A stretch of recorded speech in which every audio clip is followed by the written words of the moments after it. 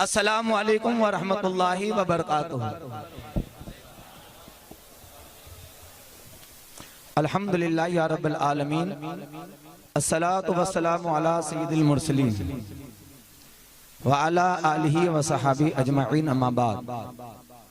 फ़अऊज़ु बिल्लाहि मिनश शैतानिर रजीम, बिस्मिल्लाहिर रहमानिर रहीम। इन्ना नहनु नज़्ज़लना ज़िक्रा व इन्ना लहु लहाफ़िज़ून। सदक़ल्लाहुल अज़ीम व सदक़ रसूलुहुन नबियुल करीम व नहनु अला ज़ालिका लमिनश शाहिदीन व शाकिरीन वल्हम्दुलिल्लाहि रब्बिल आलमीन। आए उसी नूर वाले आका की बारगाह में नूरी दुरूद शरीफ पढ़कर आका की बारगाह में पेश कर दे। मोहब्बत के साथ दुरूद शरीफ पढ़े। अल्लाहु रब्बु मुहम्मदिन सल्लल्लाहु अलैहि वसल्लम नहनु इबादु मुहम्मदिन सल्लल्लाहु अलैहि वसल्लम। उसी नूर वाले आका की नूरानी घराने वालों की बारगाह में मोहब्बत के साथ नूरी दुरूद शरीफ पढ़े। सल्लल्लाहु अलैहि वसल्लम सलातुम व सलामुन अलैका या रसूल अल्लाह सल्लल्लाहु अलैहि वसल्लम। एक मर्तबा हुसूल बरकत के लिए पूरा मजमा बुलंद आवाज से दुरूद शरीफ पढ़े। अल्लाहुम्मा सल्लि अला सैयदना मौलाना मुहम्मदिन मादन जुद वल करम व अला आलिहि व सहाबी बारिक सल्लिम। सलातुम व सलामुन अलैका या रसूल अल्लाह सल्लल्लाहु अलैहि वसल्लम। अल्लाह की सरता बकदम शान है ये। सरकार आला हजरत रज़ी अल्लाह तआला फरमाते, अल्लाह की सरता बकदम शान है ये, इंसान नहीं इंसान वो इंसान है ये। और कुरान तो ईमान बताता है इन्हें, और ईमान या कहता है मेरी जान है। वो जो ना थे तो कुछ ना था, और वो जो ना हो तो कुछ ना हो। वो जो ना थे तो कुछ न था, वो जो ना हो तो कुछ ना हो।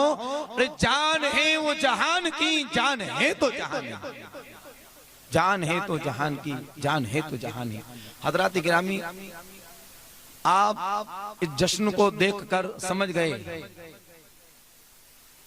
कि हमारा मकसद और आपका मकसद क्या है। और अल्हम्दुलिल्लाह,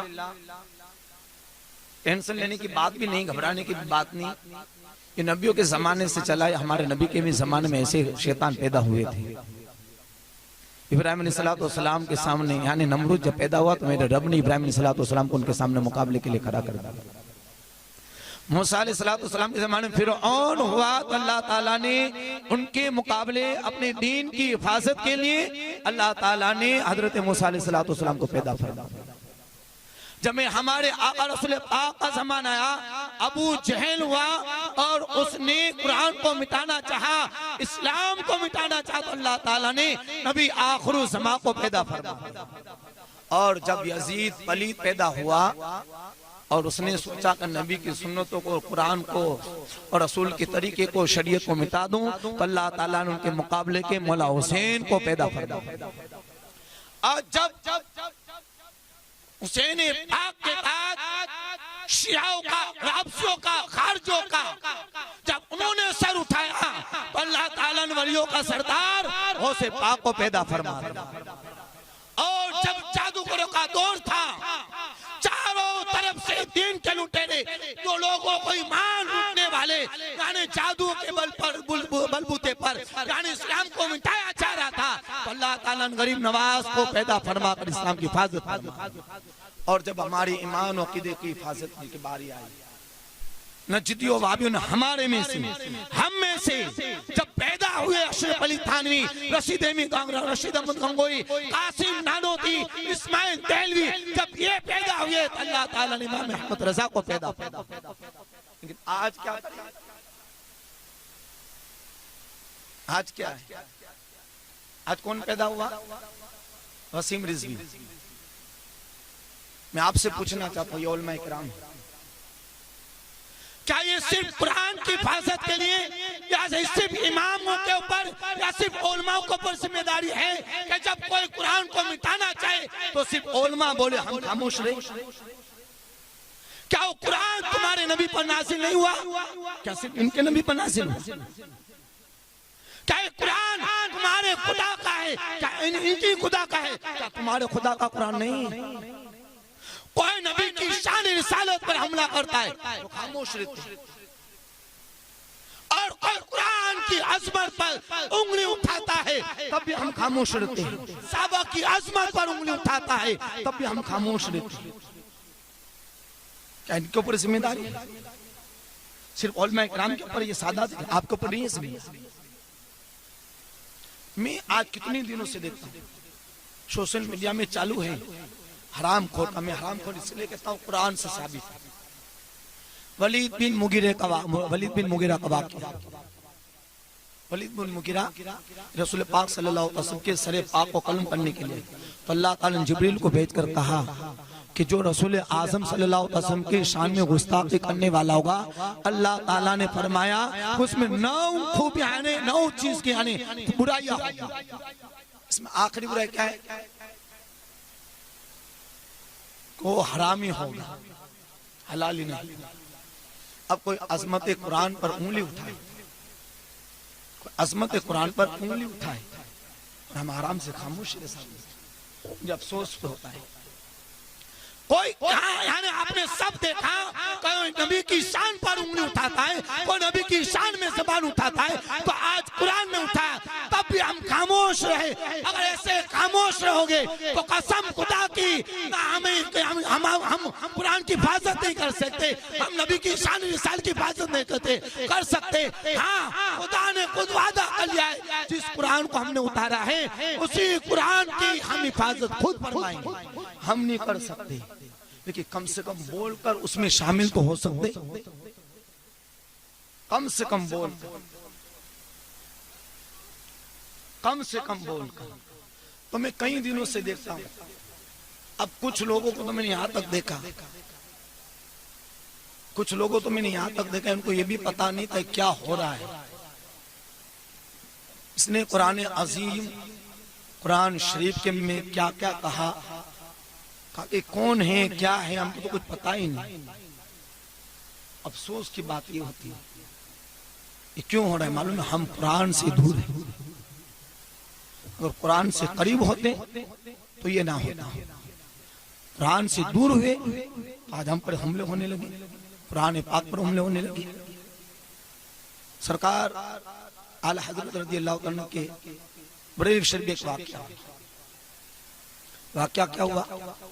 एक अंग्रेज आया और वो कुरान पाक के नुस्खों को तैयार कर लेता था और उसको मिटाकर, यानी कुरान पाक के वर्ड को या कुरान शरीफ में से जो अच्छी अच्छी आयतें अल्लाह के रसूल सल्लल्लाहु अलैहि वसल्लम की शान में थी, उसको मिटाकर दरिया में डाला करता था। एक मजूब थे, अल्लाह वाले थे, उनके पास गया कि बाबा क्या आपके पास कोई कुरान का नुस्खा है?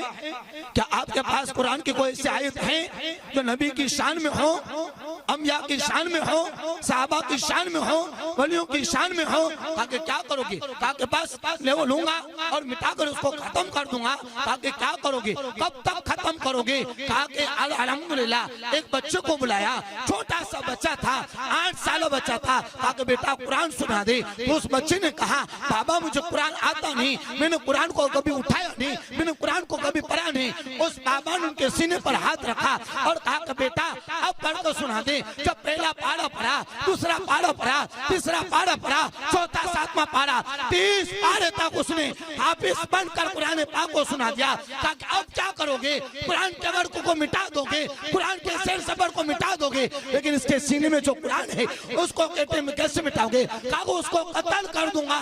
तो मासूम ने कहा इसको कत्ल करोगे तो अल्लाह ताला हर घर में हाफिज कुरान पैदा फरमाता जाएगा।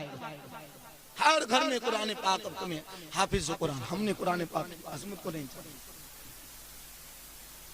अल्लाह के रसूल सहाबा हजरत अमीर मुआविया रज़ियल्लाहु अन्हु, यानी हजरत अमीर मुआविया साहबी रसूल जिनको मेरा अपना, हमारा सुन्नी शियाओं के साथ मिलकर हजरत अमीर मुआविया की शान में गुस्ताखी करते हैं। गालियां देते हजरत अमीर मुआविया रज़ियल्लाहु अन्हु। ये क्या है? हम दीन से दूर, कुरान से दूर। तो ये होता है, अगर उनके करीब होते हैं कुछ ना होता। आप करीब हो जाए। आपने देखा होगा हर इलाके में हमारे उलमा इकराम यानी जवानों के लिए, बुढ़ों के लिए, बच्चों के लिए दर्स यानी दरसगाह खोल कर बैठे, मदरसा खोल के बैठे, सबको ऐलान किया जाता है आप जब भी चाहे। और आका सल्लल्लाहु अलैहि वसल्लम की हदीस पाक है हर मर्द पर हर औरत पर इल्म हासिल करना फर्ज है। यहाँ तक के पैदा हुआ कब्र में जाने से पहले पहले तक कुरान यानी इल्म हासिल करना फर्ज है। और आका सल्लल्लाहु अलैहि वसल्लम के आखिरी हदीस पाक है, आका ने फरमाया जिसने कुरान ना सीखा क़यामत के दिन अल्लाह ताला उसको अंधा उठाएगा। क़यामत के दिन हमने कुरान को क्या कर दिया। इसके बारे में मेरा आका ने फरमाया वो कुरान ही अगर उसको पहाड़ पर रख दिया जाए तो पहाड़ रेजा रेजा हो जाए। इसके बारे में मेरा आका ने फरमाया अगर तुम एक यानी कुरान शरीफ उठाओ और एक लफ्ज पढ़ो तो अल्लाह ताला एक एक लफ्ज पर 10-10 नेकी अता फरमाता। अगर वही कुरान पाक को तुम रमजान में पढ़ो तो अल्लाह ताला एक एक लफ्ज की 100 नेकी अता फरमाता। इतनी बड़ी अजमत वाले कुरान को हमने क्या किया। आप आए करीब आए, हमारे सादात इकराम से सुने, अजमत कुरान सुनी, अजमत मुस्तफ़ा सुनी और अजमत साहबा सुनी।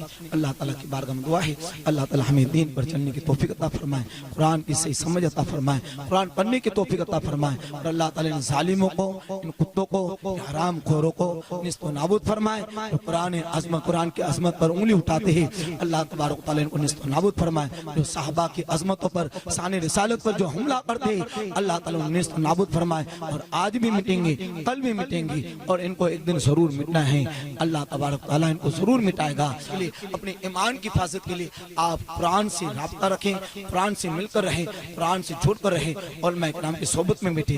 अल्लाह ताला आपकी और हम सब की ईमान और की हिफाजत फरमाए। अस्सलाम वालेकुम।